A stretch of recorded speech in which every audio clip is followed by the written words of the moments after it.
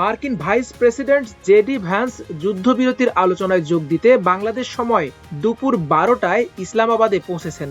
তার আধা ঘন্টা আগে আরও 2 প্রতিনিধি উইটকফ ও জ্যারেড কুশনার সহ অন্য প্রতিনিধিরা পৌঁছান। অন্যদিকে ইরান পার্লামেন্টের স্পিকার বাকের গালিবাফ ও পররাষ্ট্রমন্ত্রী আব্বাস আরাকচি আগেই ইসলামাবাদে পৌঁছান। আজ দিনের শেষে পাকিস্তানের রাজধানী ইসলামাবাদে যুক্তরাষ্ট্র ও ইরানের মধ্যে স্থায়ী যুদ্ধবিরতির লক্ষ্যে সংলাপ শুরু হতে যাচ্ছে।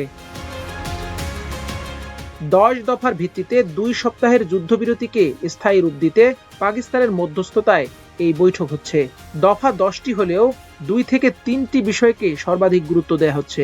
ইরান চাচ্ছে একটি স্থায়ী যুদ্ধবিরতির নিশ্চয়তা, যুক্তরাষ্ট্র বা ইসরায়েল কিংবা অন্য কেউ ভবিষ্যতে যাতে আর ইরানের ওপর আক্রমণ না করে সেই নিশ্চয়তা চায় ইরান। 10 দফার 1 নম্বরেও এটি রয়েছে। অন্যদিকে যুক্তরাষ্ট্রের চাওয়ার ব্যাপারে স্পষ্ট একটি ধারণা পাওয়া গেছে গত রাতে ভার্জিনিয়ায় প্রেসিডেন্ট ট্রাম্পের দেয়া একটি বক্তব্য থেকে। ইরানের সঙ্গে একটি ভালো চুক্তি কেমন হবে তা এক কথায় জানিয়ে দিয়ে মার্কিন প্রেসিডেন্ট ডোনাল্ড ট্রাম্প বলেন, ইরানের জন্য কোনো পারমাণবিক অস্ত্র নয়। ট্রাম্প বলেছেন, ইরানের সঙ্গে একটি ভালো চুক্তির 99% হলো দেশটিকে পারমাণবিক অস্ত্র মুক্ত রাখা। No nuclear weapons, number one. I think it's already been regime change, but we never had that as a criteria. No nuclear weapon. That's 99% of it.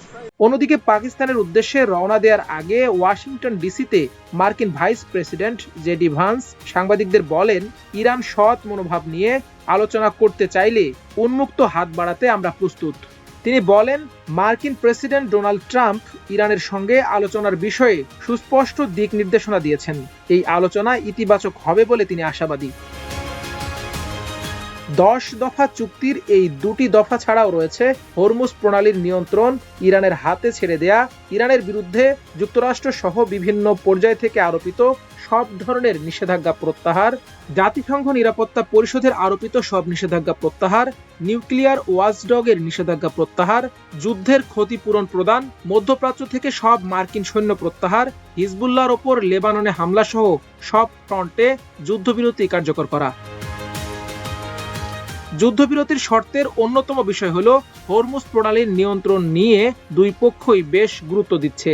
যুক্তরাষ্ট্র ইতোমধ্যে হরমুজ প্রণালীর নিয়ন্ত্রণ ইরানের কাছে ছেড়ে দিতে রাজি হলেও ইরান যুদ্ধে ক্ষতিপূরণ হিসেবে হরমুজে প্রতি জাহাজ থেকে যে বিপুল অঙ্কের টোল আদায়ের কথা বলেছে, এ নিয়ে যুক্তরাষ্ট্রের আপত্তি রয়েছে। শুক্রবার ভার্জিনিয়ার শল্টসভিলের উদ্দেশ্যে উড়োজাহাজে ওঠার আগে সাংবাদিকরা জানতে চান, যুদ্ধবিরতি আলোচনার জন্য ইসলামাবাদে যাওয়ার আগে ভাইস প্রেসিডেন্টকে তিনি কি বলেছেন। এমন প্রশ্নের জবাবে ট্রাম্প বলেন, আমি তাকে শুভকামনা জানিয়েছি। প্রেসিডেন্ট ট্রাম্প আরো বলেন, হরমুজ প্রণালী খুব শীঘ্রই খুলে দেওয়া হবে, যদিও যুক্তরাষ্ট্রের জন্য এটির প্রয়োজন নেই বলে তিনি মন্তব্য করেন। হরমুজ প্রণালী দিয়ে যাতায়াতকারী জাহাজগুলো থেকে ইরান টোল আদায় করবে এমন সংবাদের বিষয়ে জানতে চাইলে প্রেসিডেন্ট ট্রাম্প বলেন, আমরা এটা হতে দেব না। So it's JD, it's Steve and Jared. They have a good team and they meet tomorrow. We'll see how it all works out. No, we're not going to let that. It's international water. If they're doing that, nobody knows if they're doing that, but if they're doing that, we're not going to let that happen. The strait will open up. If we just left, the strait's going to, otherwise they make no money. So the strait's going to open, but what we have is no nuclear weapon, but we'll open the strait anyway. Don't forget, we don't use the strait. Other countries use the strait. So we do have other countries coming up and they'll help out, but we don't use it. It won't be easy. It won't be, I would say this, we will have that open fairly soon. যুক্তরাষ্ট্র Iran আলোচনা কি একেবারেই শেষ হবে নাকি আগামী সপ্তাহগুলোতেও চলবে, সে বিষয়ে নিশ্চিত নন বলে জানান প্রেসিডেন্ট ট্রাম্প। কোনো বিকল্প পরিকল্পনা আছে কিনা এমন প্রশ্নে তিনি বলেন, আপনাদের কোনো বিকল্প পরিকল্পনার প্রয়োজন নেই। ইরানের সঙ্গে একটি ভালো চুক্তি কেমন হতে পারে অন্য এক সাংবাদিকের এমন প্রশ্নের জবাবে মার্কিন প্রেসিডেন্ট বলেন, কোনো পারমাণবিক অস্ত্র থাকবে না। এ সময় তিনি উল্লেখ করেন, তার মতে ইরানে ইতোমধ্যে সরকার পরিবর্তন ঘটেছে। অন্যদিকে ইরানের প্রধান আলোচক স্পিকার বাঘের গালিবাফ ইরানের রাষ্ট্রীয় সংবাদ মাধ্যমকে বলেন, যুক্তরাষ্ট্র যদি একটি প্রকৃত চুক্তির জন্য প্রস্তুত থাকে তবে ইরানও প্রস্তুত হতে পারে। তিনি বলেন, আমাদের সদিচ্ছা আছে, কিন্তু যুক্তরাষ্ট্রের প্রতি আমাদের কোনো বিশ্বাস নেই। সংলাপে দুই দেশের খুব প্রভাবশালী প্রতিনিধি দল যোগ দিচ্ছেন। ইরানের পার্লামেন্টের স্পিকার মোহাম্মদ বাকের গালিবাফের নেতৃত্বে সে দেশের প্রতিনিধি দলে রয়েছেন পররাষ্ট্রমন্ত্রী আব্বাস আরাকসি, সুপ্রিম ন্যাশনাল কাউন্সিলের সেক্রেটারি মোহাম্মদ বাকের জোলকাদর, ডিফেন্স কাউন্সিলের সেক্রেটারি আলী আকবর আহমাদিয়ান, কেন্দ্রীয় ব্যাংকের গভর্নর আব্দুল নাসের হিম্মাতি, এছাড়াও কয়েকজন আইন প্রণেতা সহ মোট ৭১ সদস্যের বিশাল এক প্রতিনিধি দল এখন পাকিস্তানে অবস্থান করছেন।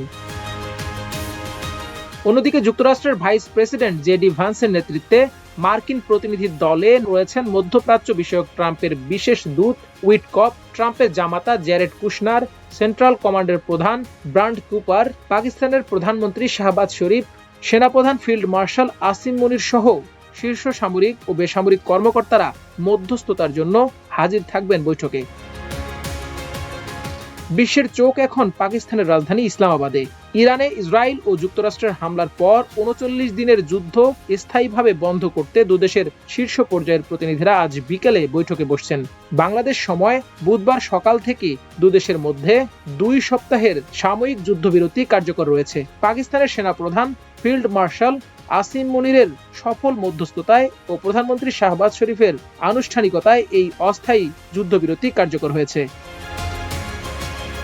ইরান যুদ্ধ সারা বিশ্বকে নাড়া দিয়েছে। বিশেষ করে হরমুজ প্রণালী ইরান বন্ধ করে দেয়ায় ও জ্বালানি সমৃদ্ধ মধ্যপ্রাচ্যের দেশগুলোতে যুদ্ধ ছড়িয়ে পড়ায় বিশ্বে অপরিশোধিত জ্বালানির দাম $৬০ থেকে দ্বিগুণ হয়ে $১২০ পর্যন্ত পৌঁছেছিল।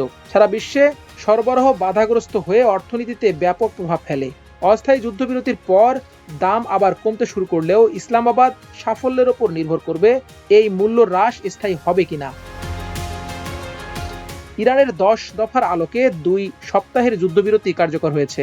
গত মঙ্গলবার রাতে পাকিস্তানের মধ্যস্থতায় ইরান ও যুক্তরাষ্ট্র যুদ্ধবিরতিতে সম্মত হওয়ার পর ইসরায়েলও এতে সম্মত হয়। তবে ইরানের শর্ত লঙ্ঘন করে ইসরায়েল ইরান সমর্থিত হিজবুল্লাহ যোদ্ধাদের নির্মূলের কথা বলে লেবাননে হামলা অব্যাহত রাখে। ইরান প্রতিনিধি দলের নেতা দেশের স্পিকার গালিবাফ লেবাননে হামলা বন্ধ না রাখা হলে সংলাপে বসায় অপারগতা জানিয়েছেন।